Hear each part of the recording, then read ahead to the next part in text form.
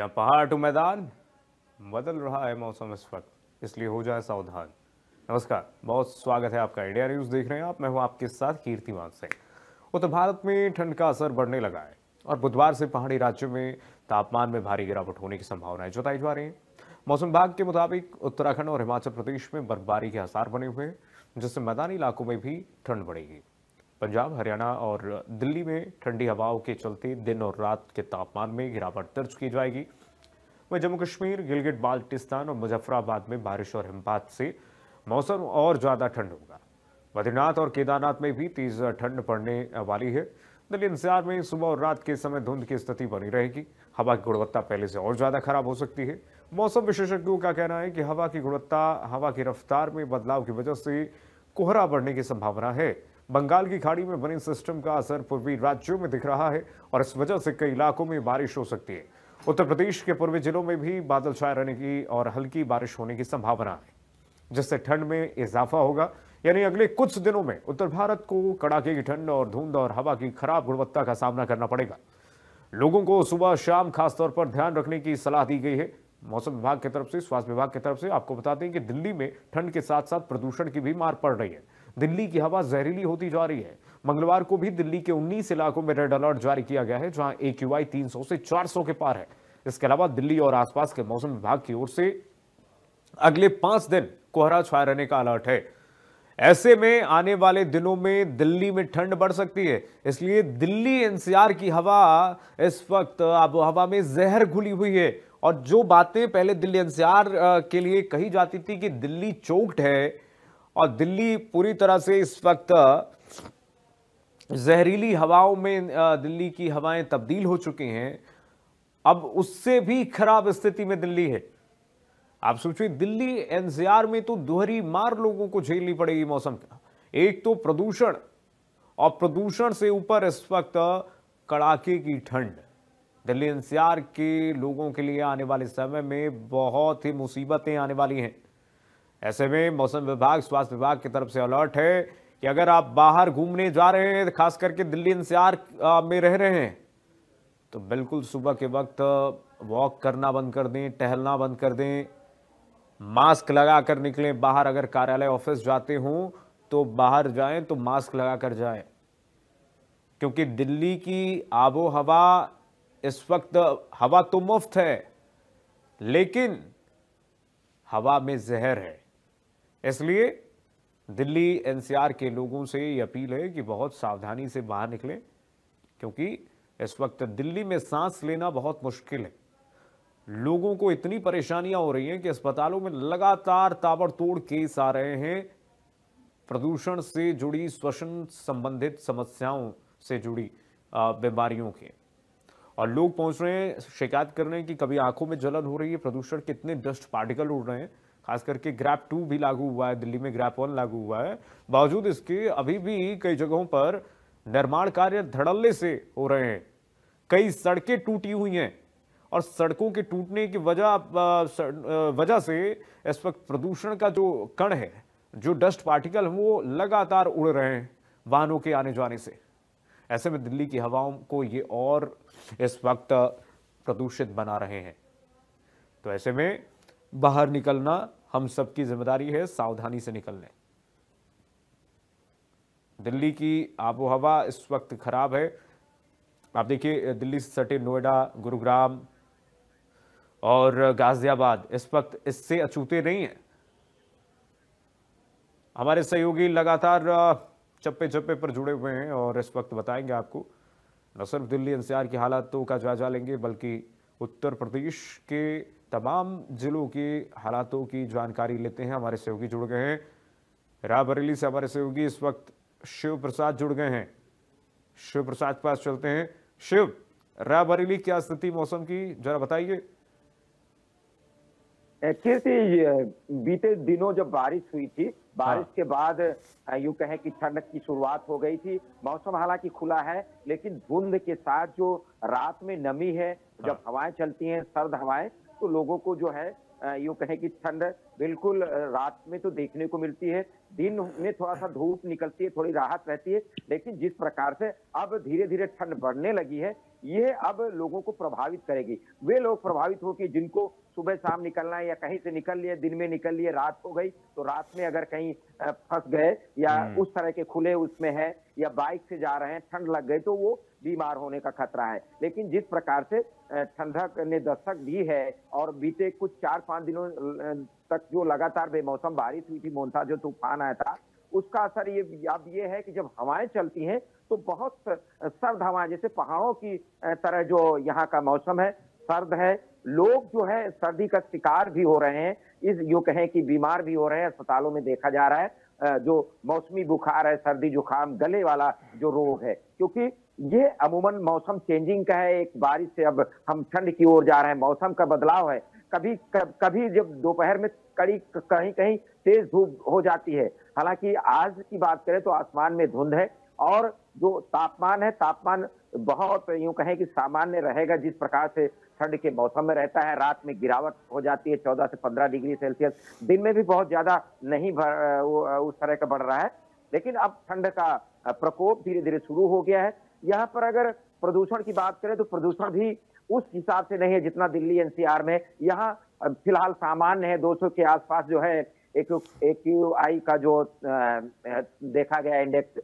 लेकिन एक जो एहतियातन प्रशासन, जिला प्रशासन ये बात करता है कि आपको अब ठंड से कैसे बचना है, उसने पूरी रणनीति बना ली है, क्योंकि बहुत रैन बसेरे तमाम बनाने हैं, उनको कैसे अलाव जलाना है, वो सब रूपरेखा जिला प्रशासन द्वारा की जा रही। हालांकि अब ठंड की शुरुआत देखी जा रही है और देखी क्या हो रही है। रात में ठंड है, दिन में थोड़ा राहत रहती है। जी किद शिव, अगर आप बता रहे हैं कि 200 AQI है, तो पैरामीटर ये कहता है कि देखिए 200 AQI सामान्य नहीं है, ये भी गंभीर स्थिति में है। वहाँ पर बेहद खराब स्तर आप कह सकते हैं कि गंभीर स्थिति है AQI वहाँ पर।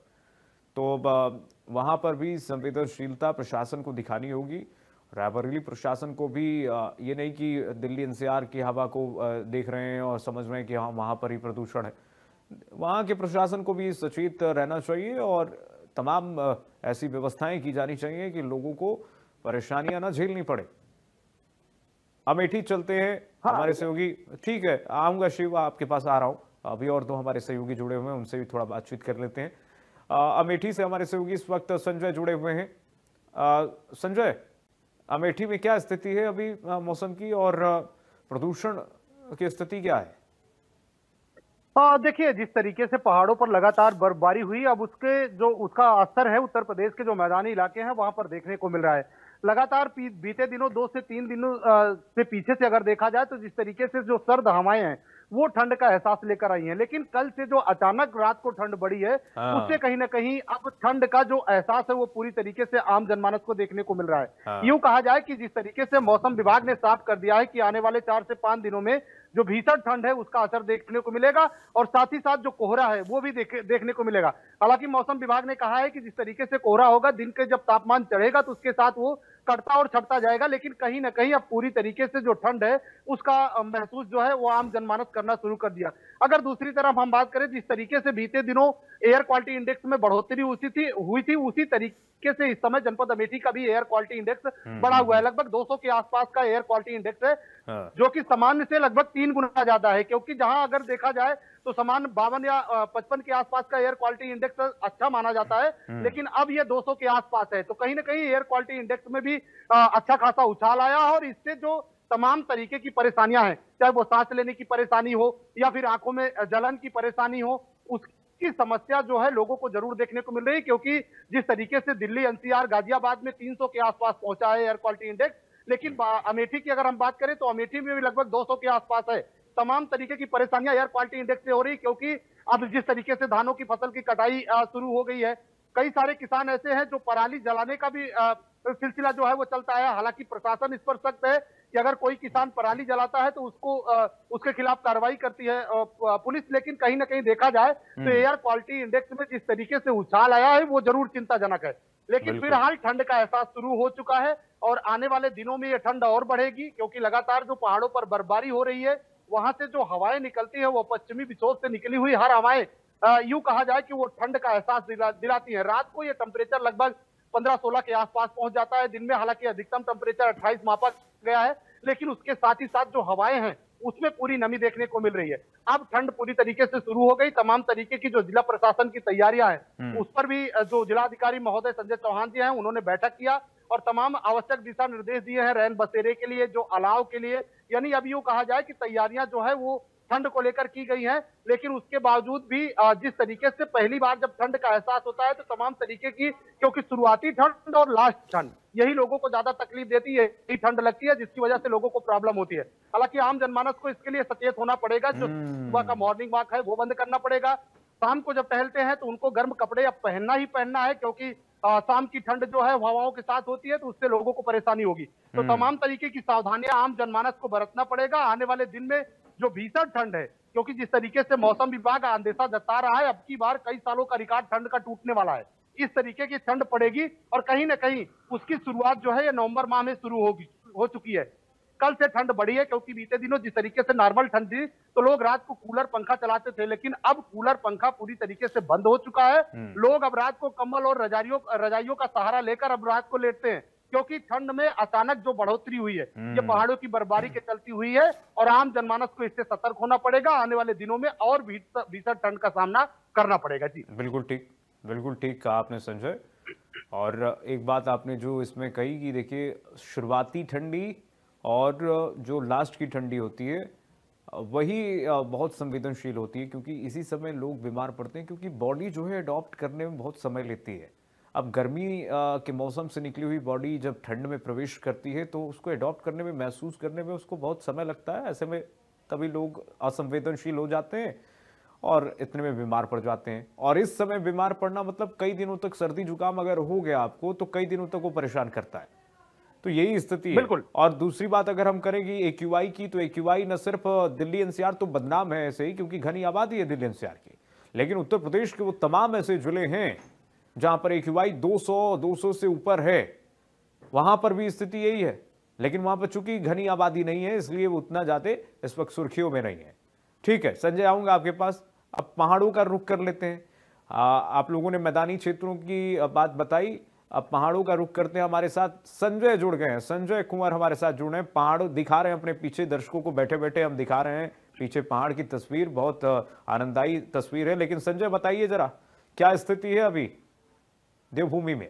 जी देखिए, चमोली जनपद की बात की जाए तो यहाँ पे जो वेस्टर्न डिस्टर्बेंस पिछले 72 घंटे पूर्व आया था, तो उसके बाद जो आसपास की पहाड़ियां हैं वो बर्फ से सराबोर हुई हैं और इसके चलते सुबह सूर्योदय से पहले और सूर्यास्त के बाद जो है, जो ऊपरी हिमालय के क्षेत्र है, नीतिमाणा घाटी के क्षेत्र है, बद्रीपुरी है, यहाँ पे जो है कोरी ठंड पड़ रही है। और सुबह ब्रह्म मुहूर्त में जब तीर्थयात्री भगवान बद्री विशाल के दर्शनों के लिए आ रहे हैं तो उस समय जो है माहौल काफी सर्द और ठंड नजर आ रहा है। लोग जो है गर्म कपड़ों के साथ जो है कंबलों के ओढ़े हुए जो है बद्रीपुरी में दर्शनों के लिए पहुंच रहे हैं। और लेकिन सूर्योदय के बाद जो है अभी ठीक मेरे पीछे जो स्लीपिंग ब्यूटी की पहाड़ियां बिल्कुल चमक रही हैं और लगातार पूरा 2 से 3 बजे दोपहर तक जो है अच्छी धूप जो है, खिली धूप यहाँ पे नजर आ रही है। इसके चलते बद्रीपुरी में जो है अच्छी खासी जो है तीर्थयात्रियों की तादाद बढ़ रही है। हालांकि अभी 15 से 16 दिन अभी और भगवान बद्री विशाल के कपाट बंद होने में है, तो लिहाजा जो स्थानीय तीर्थयात्री हैं जो कार्तिक स्नान के लिए यहाँ पे पहुंचते हैं, डिस्ट्रिक्ट चमोली के हैं और उत्तराखंड के अन्य जनपदों के हैं, जहाँ पे लोग अब जो अपने ग्रामीण क्षेत्रों के जो काम धाम निपटाने के बाद जो है भगवान बद्री विशाल के लिए दर्शनों के लिए आते हैं, तो एक माहौल सा बना हुआ है बद्रीपुरी में। और यही जो बर्फीली चोटियां हैं ये जो है आकर्षण का केंद्र बनी हुई है और नवंबर का दूसरा सप्ताह चलने को है। और सुबह और शाम की बात की जाए तो यहाँ पे कड़ाके की सर्द हवाएं जो चल रही है और बद्रीपुरी में फिलहाल जो है दोपहर, सुबह और शाम जो अलाव का सहारा लिया जा रहा है, जिला पंचायत द्वारा वहाँ पे अलाव की व्यवस्थाएं की जा रही है। कुल मिलाकर के जो ये पश्चिमी विक्षोभ जो है पहाड़ों में नवंबर माह में ही जो अच्छी बर्फबारी कर गया है और जो आने वाले जो शीतकालीन जो पर्यटन है उसको बढ़ावा देने में यहाँ काफी मदद मिलेगी। जी, पश्चिमी विक्षोभ का आपने जिक्र किया, भूगोल विषय में हमने पढ़ा था पश्चिमी विक्षोभ जो है सर्द हवाएं जो लेकर आती हैं अपने आप में बदनामी हवा है पश्चिमी विक्षोभ। पूरे जो पहाड़ से पश्चिमी विक्षोभ होकर गुजरते हैं, टकराते हुए मैदानी इलाकों में ठंडक का एहसास देती हैं और यही हवा जिम्मेदार है ठंडक पहुंचाने के लिए मैदानी इलाकों में। संजय, जो इस वक्त हम देख पा रहे हैं, सभी की बस की बात नहीं, पहाड़ों की सर्दी जो है वो बर्दाश्त करना स्थानीय निवासी समझते होंगे, क्योंकि वहाँ पर वो लोग अडॉप्ट कर चुके हैं और स्थानीय निवासियों को जिस तरीके से वहाँ पर रहने की आदत पड़ गई है, जो पर्यटक जाते हैं वो महसूस करते हैं कि कितना टेम्परेचर में उतार चढ़ाव हुआ है। एक बार फिर से संजय आऊंगा आपके पास, शिव का रुख करते हैं। शिव, ऐसे में देखिए दोहरी मार पड़ रही है शिव, रायबरेली में जिला प्रशासन के स्वास्थ्य अमले की क्या जानकारी है, कैसी तैयारियां हैं स्वास्थ्य विभाग की तरफ से? देखिए, जिस प्रकार से मौसम चेंज होता है, ऋतुएं अपने यहाँ 3 महत्वपूर्ण मानी जाती हैं। उसके पहले 2-3 महीने शासन सरकार के दिशा निर्देश आते हैं, उसमें जिला स्तरीय की बैठक होती है। तो ये बैठक अभी बारिश के पहले हुई थी, और जब मौसम अभी बीच में खराब हुआ था, मोन्था का जब प्रकोप आया तो उसमें भी जिला प्रशासन ने बैठक किया था।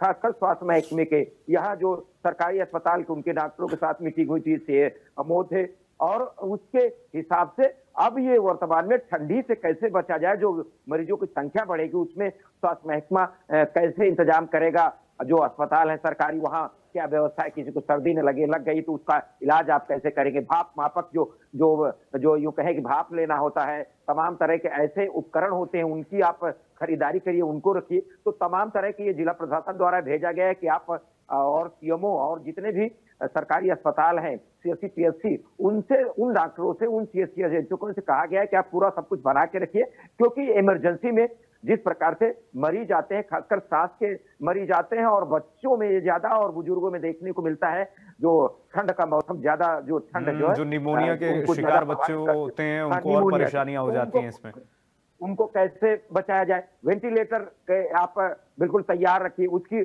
सारा खाका तैयार कर लिया गया है। ये तो जिला प्रशासन के अलाव की व्यवस्था, रैन बसेरे, वो सब मीटिंग कर ली गई।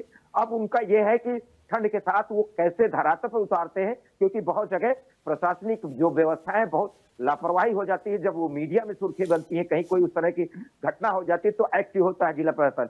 लेकिन जिस हिसाब से निकल के आ रहा है प्रशासन की ओर से, वो उन्होंने बैठक कर ली है, सारी व्यवस्थाएं बना लेगी, और ये दिशा निर्देश अब धीरे धीरे शुरू होगा। जब कोहरा पड़ेगा, ठंड पड़ेगी और बढ़ेगी, तो उसमें लगातार एडवाइजरी जारी करेंगे। ये होता है अमूमन सब यहाँ होता है, तो यहाँ भी होगा। लेकिन ठंड की शुरुआत अब हो गई है, रात में ज्यादा ठंड पड़ती है और कल से बढ़ी है। अब ये देखना है कि रोज बढ़ रही है, बीच में कुछ मौसम इस तरह का चेंज होता है, ये भी देखने वाली बात होगी। अच्छा, ठंड पड़ेगी तो किसानों के लिए फायदा होगा, धान की जो फसल होगी उसके लिए फायदा होगा। लेकिन मीटिंग तो हो रही है, लेकिन मीटिंग का फलसफा क्या निकलता है ये देखना बहुत दिलचस्प होगा, क्योंकि मीटिंग्स तो हमने देखा कि आप लोगों ने ही दिखाया, शिव आप जुड़े थे, संजय जुड़े थे, जिस तरीके से मॉनसून के समय में स्थिति क्या थी, मीटिंग हुआ, लेकिन नगरीय व्यवस्था क्या थी उस समय सब सामने पोल खुलती हुई दिखाई दी। लेकिन अब ये मीटिंग हो रही है ठंड को लेकर के, सर्द को लेकर के, जिला प्रशासन कितना एक्टिव है कुछ दिनों में पता चल ही जाएगा। शुरुआत हो चुकी है सर्दी की। संजय, जरा बताइए अमेठी में क्या स्थिति है, जरा स्वास्थ्य विभाग की स्वास्थ्य अमला कितना तैयार है?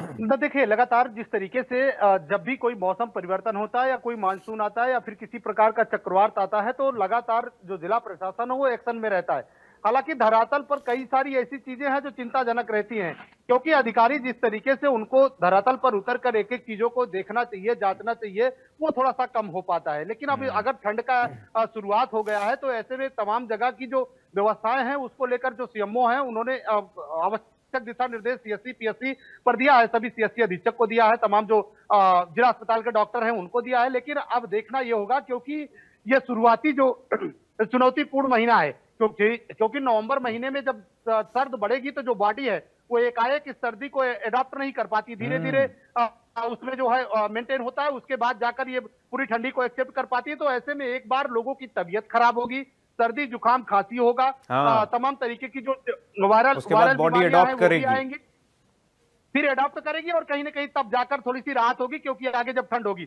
लेकिन ये नवंबर महीना जो स्वास्थ्य विभाग है उसके लिए चुनौती भरा जरूर है। अब किस तरीके से निपटता है, किस तरीके से लोगों को व्यवस्था दे पाता है, किस तरीके से तमाम तरीके की तैयारियां जो जिला अस्पताल है या फिर सीएससी है वहां पर देखने को मिलती है, ये थोड़ा सा इंतजार करना होगा। हालांकि पीछे भी कई बार ऐसे देखने को मिला कि तमाम तरीके की व्यवस्थाएं जो है वो धरी की धरी रह जाती हैं, और उसका लाभ जो है आम जनमानस नहीं ले पाता, क्योंकि पीछे जब वायरल बीमारियों का बड़ा प्रकोप चला था तो तमाम लोग जो है वो प्राइवेट अस्पतालों में इलाज कराने जाते थे, क्योंकि सरकारी में तमाम सुविधाएं उनको नहीं मिल पाती थी। तो ऐसे में एक बड़ी चुनौती जरूर होगी। फिलहाल मौसम करवट लिया है, खुद से भी थोड़ा सा सतर्क रहने की आवश्यकता है, क्योंकि गर्म कपड़े पहनकर ही निकलें। सुबह शाम बिल्कुल किसी भी कीमत पर जो खाली शर्ट है या फिर उस तरीके से टी शर्ट है उसको डालकर न निकले। अब गर्म कपड़े जरूर पहने, क्योंकि धीरे धीरे बॉडी जो है वो अडेप्ट करेगी और आपको राहत देखने को मिलेगी। अगर लापरवाही करेंगे तो शुरुआती ठंडी आपको तकलीफ देगी और कहीं ना कहीं उससे आपको परेशानी जरूर मिलेगी। मौसम विभाग का साफ कहना है कि अब आने वाले समय में ठंड बढ़ेगी और कोहरे के साथ, क्योंकि खास करके विशेष करके मौसम विभाग ने कहा है कि जो पूर्वांचल के कुछ जनपद है, वाराणसी, गोरखपुर, मऊ, देवरिया, ऐसे जो जनपद है वहां पर जो धुंध है उसका विशेष असर देखने को मिलेगा। हालांकि जैसे ही सुबह का सूर्य उगेगा और जैसे ही तापमान ऊपर चढ़ेगा ये धुंध कट जाएगी। फिर भी सावधानी ही सुरक्षा का सबसे बड़ा उपाय है और ऐसे में तैयारी जरूर है कि लोग सावधानी रहें। और दूसरी तरफ मौसम विभाग ने साफ कर दिया है कि अब ठंड का प्रकोप देखने को मिलेगा, क्योंकि लगातार पहाड़ों पर जो बर्फबारी हो रही है। जी बिल्कुल, किसी ने ठीक ही कहा है, prevention is better than cure. तो सावधानी ही बचाव का उपाय है। और संजय, ठीक यही बात एक्सपर्ट्स भी कह रहे हैं कि अगर आप इन चंद 15 दिनों 16 दिनों को अगर आप मान रहे हैं कि हल्के में ले रहे हैं और ऐसे ही टी शर्ट में और खुले में बाहर निकल जा रहे हैं हाफ पैंट में, तो फिर ये आपको मौसम इतना ज़्यादा चल के परेशान करने वाली है, क्योंकि यही संवेदनशील वक्त है जब इसी में बॉडी अडॉप्ट करती है पूरे मौसम को। और अगर आप इसे अडॉप्ट नहीं करेंगे तो फिर ये स्थिति आपके लिए परेशान करने वाली बना देगी और फिर लोग जुकाम से परेशान होते हैं। और ये जुकाम, इसमें जो बैक्टीरियाज होती हैं, जो वायरसेस होते हैं, वो कई दिनों तक जो है मरते नहीं हैं। इसलिए आप देखते होंगे कि जो जुकाम है, खांसी है, इस मौसम में, सर्द के मौसम में अगर एक बार हो जाए आपको तो हफ्तों तक आपको परेशान कर सकता है। ये बहुत गंभीर स्थिति हो जाती है। शिव के पास चलेंगे। शिव, अगर सिस्टम ठीक हो जाए तो फिर लोगों को प्राइवेट अस्पतालों का रुख ही ना करना पड़े। देखिए, ये जब से अपने यहाँ कोविड आया उसके बाद जो स्वास्थ्य महकमे ने एक यूं कहें कि गाइडलाइन चेंज की थी, कैसे लाइसेंस प्राइवेट को देना है और कैसे सरकारी व्यवस्थाओं को जो है उनको अमला देना, थोड़ा सा उसका ये लाभ हुआ कि आप पढ़े हो या ना हो, लाइसेंस आपको मिल जाएगा। आप अस्पताल संचालक खोल सकते हैं, डॉक्टर भाड़े के रख सकते हैं। कमीशन कोरी का खेल होता है नहीं आता। हाँ, तो बहुत ज्यादा जो निजी अस्पताल खुल गए और उसका ये हुआ कि जो सरकारी अस्पतालों में डॉक्टर हैं वे उनसे अटैच रहते हैं और मरीज को यूं कहें कि जो सरकारी में अस्पतालों में आता है वहां डॉक्टर जो अच्छे हैं वो देखते हैं और बाद में वही सलाह देते हैं कि चलिए हम वहां उस अस्पताल आप जाइए। तो एक बड़े पैमाने पर पूरे उत्तर प्रदेश में देखने को मिल रहा है। तो ऐसे में जो सरकार ने एक ये गाइडलाइन लाइसेंस की जारी की थी, उसमें ये देखना है कि प्रशिक्षित डॉक्टर है कि नहीं। और खास बात यह है कि सभी विधा के जो डॉक्टर, होम्योपैथिक, आयुर्वेदिक, जो जितने भी आए थे, सबको ये दे दिया गया है कि आप एलोपैथिक अंग्रेजी की दवा लिख सकते हैं, कर सकते हैं। तो उसका दुष्प्रभाव ये देखने को मिल रहा है कि आए दिन निजी अस्पतालों में घटनाएं, दुर्घटनाएं, मौत और पैसे ज्यादा ले लिए, सब देखा जा, उसी से लापरवाही देखी जा रही। जितने भी अस्पताल है, जिला अस्पताल में तो डॉक्टर मिल जाएंगे, लेकिन जो सीएचसी ग्रामीण इलाकों में वहां घंटे 2 घंटे के मिलेंगे। यही हकीकत सब जगह की, यही रायबरेली की है। रिफर खेलते हैं। यहाँ पर रायबरेली में एम्स है, जिला अस्पताल कोई आया तो एम्स रिफर कर दिया, एम्स भी रिफर कर देता है। अब समझिए कि ये रिफर तो मजबूरन जो प्राइवेट अस्पताल यूं कहें कि जगह जगह खुले, 100 मीटर पे जाइए, 10 मीटर पे जाइए, कहीं कहीं तो कोई मोहल्ला है कि वहां 100 अस्पताल है। तो ये बहुत यूं कहें कि इस पर सरकार शासन के एक बार फिर से पुनर्विचार करना चाहिए, क्योंकि जो जीवन बचाना और इस तरह के जब मौसम परिवर्तन होता है ऐसे में लोग प्रभावित होते हैं। साधारण एक दवा से ठीक हो जाता है, लेकिन उसकी इतनी जांचें, इतने ये पैसे खर्च कर देता है, उसके बाद उसका उसका जो इन्फेक्शन होता है उससे उसका पूरा यूं कहें रेफर खेलेंगे बैठे बैठे। जो इनको तनख्वाह जो मिल जाती है सरकारी डॉक्टरों को, और सरकारी तनख्वाह तो छोड़िए, कमीशन तो मोटी कमीशन जो मिल जाती है, तो रेफर क्यों नहीं खेलेंगे। शिव और संजय, आप दोनों सहयोगियों का बहुत शुक्रिया। हमारे साथ संजय थे, संजय कुंवर। संपर्क टूट चुका है उनसे भी बातचीत करते, पहाड़ की जानकारी लेते, लेकिन संपर्क टूट चुका। आप दोनों सहयोगियों का फिलहाल बहुत शुक्रिया। लेकिन आपको याद रखना होगा कि देखिए, पहाड़ टू मैदान में जो मौसम बदल रहा है, कहीं ये मौसम आपको न बदल दे। ऐसे में सतर्क रहना बहुत जरूरी है। फिलहाल के लिए बस इतना ही। खबरें लगातार जारी, देखते रहिए इंडिया न्यूज़।